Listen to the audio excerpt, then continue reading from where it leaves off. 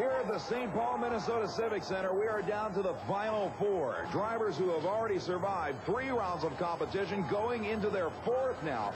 And we are back to win or lose side-by-side monster truck racing. A tremendous come-from-behind effort for Mike Beehler's record, but it won't be enough to stop this man. The 1989 Rookie of the Year of the U.S. Hobbit Association Tour, Rob Fuchs's incredible first blood. These two drivers have been battling it out all night long, the 2 quickest entries in qualifying, but look at this finish. Literally a half a truck length for Fuchs, looking back to see if he got it. He did, and the first blood for it goes to the final. Now it's Ford and Chevrolet, Pennsylvania and Minnesota to determine the other finalists. Larry Tora in the Hercules takes on Jim Thomas, the Minnesota-based barely tame Ford, ready to go.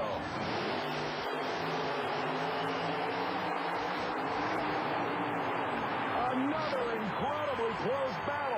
There is no question that Larry Tora's Hercules has had 3 of the roughest side-by-side races of the night. Every single match he competed in was nearly dead even. Leaving the starting line, the truck put up a lot of smoke, but for the first time, the truck stayed relatively level at the finish line without nosediving. And again, by a matter of a couple of feet, Larry Tora's Hercules Chevy moves to its first final round of the 1991 U.S. Hobbit Association Monster Truck Challenge Series. In the meantime, we've got a lot more action from Tampa, Florida. It's the first ever all-invitational, all-jet-powered Night of Fire at the 7th Annual Super Bowl of Motorsports. And the field includes the incredible father-daughter combination of Art and Dusty ARFONS. There's probably not a motorsports fan in the world who does not know the name Art ARFONS and his Green Monster. And the Super Bowl of Motorsports is annually an event that Art ARFONS attends in his pursuit of the record 9th World Tractor Pulling Championship. But this man has been a drag racing star since the 1950s, a past world land speed record, one of the greatest figures in this sport. And Art, at 65 years old, you aren't slowing down any. Well, my tractor's slowing down just a little. Needs one more engine. 2 jets at this point, and you're up against a lot of people with a lot more horsepower than you yourself created in this thing 15 years ago. Yeah, you're right there. He's always tough. You never count him out at all. He's a good competitor. I enjoy pulling with him. When I come into it, it was all single engine, just a regular car engine, not a race engine. And it's grown every year, leaps and bounds. He's the one that talked me into turbine engines, and whenever he's around, you got to be careful because he'll drive by you. And you're the one who brought in the aircraft engines to power these things because you were pretty much familiar with them. How has that changed things? Well, there's a lot of turbine tractors now. Bob George is the one that really got things going when he put the show indoors in some of these big buildings, and I think that's what made it grow. And the Green Monster isn't the only ARFONS family machine in competition here at the Super Bowl of Motorsports. For quite a few seasons now, the second half of Art ARFONS' traveling show has been his daughter, Dusty ARFONS. She's just as good. She's just started last summer with a twin engine. I haven't seen him since last summer pulling, and I understand she's getting better and better on the winter circuit. And that's good. I love competition, and they're good. Even though people would probably think it unusual as you as a woman driver, how do the women spectators view you in this? I think they like to see a woman out there pulling and trying to beat the guys. I just like to beat the guys, that's all. How do you think you're going to do tonight against some of the toughest in the world? I'm going to try and win, but you never know. I'd like to get 3rd at least. I mean, I know Gardner's going to win, and I'd like to see my dad beat me, so. You'd like to see your dad beat you? Yeah, he's been having some bad luck this year. Like I said, it could be anybody's ball game. It's just, you never know until the dust settles. A lot of people never gave the sport of tractor pulling a long lifespan. Yet here we are 16 years after Bob George created it, and it's going strong. How long do you think it's going to last? Is it going to keep going? Oh, it's a motorsport that's here forever. They just keep going and going. And you obviously plan on being the king of it till the end, right? I'd like to participate.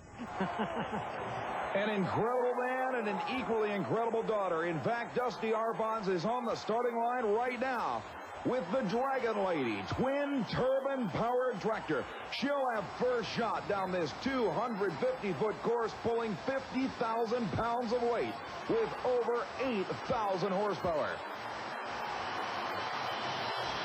An 8-tractor invitational. All machines are jet-powered. 1 engine, 2 engine, even more.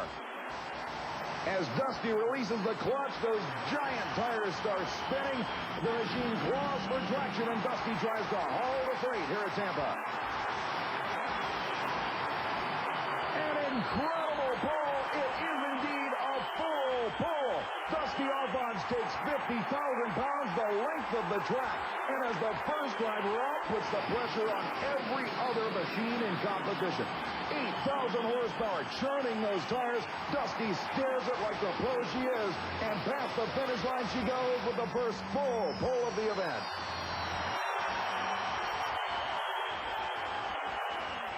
The next driver up will be Ohio's Robert Soyson, again with twin jet power on this beautiful tractor. The flying machine easing off the starting line, trying to find traction. It's so easy to overpower this sandy pulling course here in Tampa.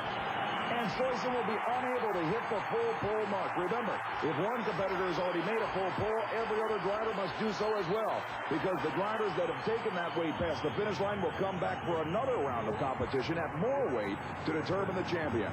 Here is the living legend. The man with twin jet turbines on either side of him in a machine with probably the best-known name in all of motorsports. From Akron, Ohio, the legend, ARFONS and the Green Monster. The afterburner's lit. ARFONS lets out the clutch. His daughter leads the competition. He must make it to the finish line with 50,000 pounds in tow to stay in the competition. Unbelievable! ARFONS could have literally driven right out of the stadium. The crowd can't believe it. Another full pole. Take a look at this one in slow motion on the starting line. Now, as the throttle kicks in, he's got 8,000 horsepower, literally pushing him right past the finish line and almost off the dirt here at Tampa Stadium. So we've got a shootout competition now between Art and his daughter Dusty. But how about not one, not two, not three, but 4 jet turbine engines in one tractor? Almost 14,000 horsepower for Vermont's Gardner Stone and the General Stage 4.